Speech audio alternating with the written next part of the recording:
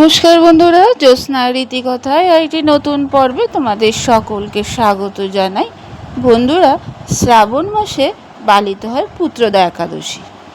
এই ব্রত এই মাসের বিশেষ তাৎপর্য রয়েছে। শাস্ত্রমতে যেসব সাধক এই ব্রত পালন করে তাদের উপর মা লক্ষ্মী ও নারায়ণের অশেষ কৃপা বর্ষিত হয়। এই কৃপায় জীবনে সুখ, সমৃদ্ধি ও সন্তান লাভের আশীর্বাদ মেলে। মৃত্যুর পরে উচ্চ লোকে স্থান লাভ করে। তাহলে চলো বন্ধুরা, আজকের পর্বে আমরা জেনে নিই শ্রাবণ মাসে পুত্রদা একাদশী কত তারিখে পালন করা হচ্ছে, তার সঠিক তারিখ ও শুভ মুহূর্ত এবং পালন সময়।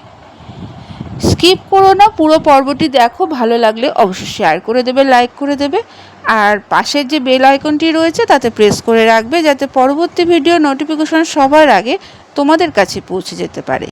বন্ধুরা, হিন্দু ক্যালেন্ডার অনুসারে পুত্রদা একাদশীর বিশেষ আধ্যাত্মিক তাৎপর্য রয়েছে, বিশেষ করে সন্তান লাভের আকাঙ্ক্ষায় পোষণকারী দম্পতিদের জন্য। এটি বছরে দুবার পালিত হয়, একবার পৌষ মাসে আর একবার শ্রাবণ মাসে। 2025 সালের শ্রাবণ মাসে পুত্রদা একাদশী আগামী 5ই আগস্ট মঙ্গলবার পালিত হবে। এই পবিত্র ব্রত, যা বৈষ্ণবদের জন্য পবিত্র একাদশী বা পবিত্রা পান একাদশী নামে পরিচিত, বংশবৃদ্ধি, আধ্যাত্মিক উন্নতির ক্ষমতার জন্য অত্যন্ত সম্মানিত। এটি ভগবান বিষ্ণুর উদ্দেশ্যে নিবেদিত সবচেয়ে শুভ দিনগুলির মধ্যে একটি। এই দিন উপবাস পালন করলে শান্তি, সমৃদ্ধি, ইচ্ছা পূরণ উভয়ই হয়। তাই বন্ধুরা, এবার আমরা জেনে নেব শ্রাবণ পুত্রদা একাদশী কত তারিখে পালিত হচ্ছে। শ্রাবণ পুত্রদা একাদশী তিথিটি শুরু হচ্ছে আগামী 4 আগস্ট 2025 দুপুর 1:11 এবং শেষ হচ্ছে এই তিথিটি 5ই আগস্ট 2025 দুপুর 2:42। উদয় তিথি অনুসারে শ্রাবণ পুত্রদা একাদশী আগামী 5ই আগস্ট 2025 মঙ্গলবার পালিত হবে। পালন সময় থাকছে 6ই আগস্ট সকাল 6:32 থেকে 8:36 পর্যন্ত থাকবে। দ্বাদশী তিথিটি শেষ হবে 3:38, অর্থাৎ দুপুর 3:38 পর্যন্ত দ্বাদশী তিথি থাকবে। বন্ধুরা, দ্বাদশী তিথির সময় পালন সময় অত্যন্ত গুরুত্বপূর্ণ। এটি অবশ্যই পালন করা উচিত। খুব তাড়াতাড়ি বা খুব দেরিতে উপবাস ভাঙলে ব্রতের উপকারিতা নষ্ট হয়ে যায়। বন্ধুরা, তোমাদের আরেকটা জিনিস জেনে রাখা দরকার, পুত্রদা একাদশী কেন বলা হয়। সংস্কৃততে পুত্রদা অর্থ পুত্রদাতা।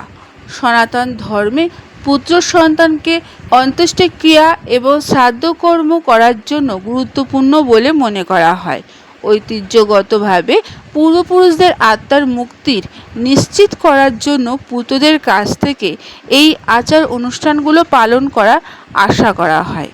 অতএব পুত্র সন্তান লাভের আশীর্বাদ প্রাপ্ত দম্পতিদের জন্য, বিশেষ করে যারা মৃত্যু পরবর্তী জীবন এবং পূর্বপুরুষদের মুক্তির বিশ্বাস করেন, তাদের জন্য পুত্রদা একাদশীর উপবাস করা অত্যন্ত গুরুত্বপূর্ণ।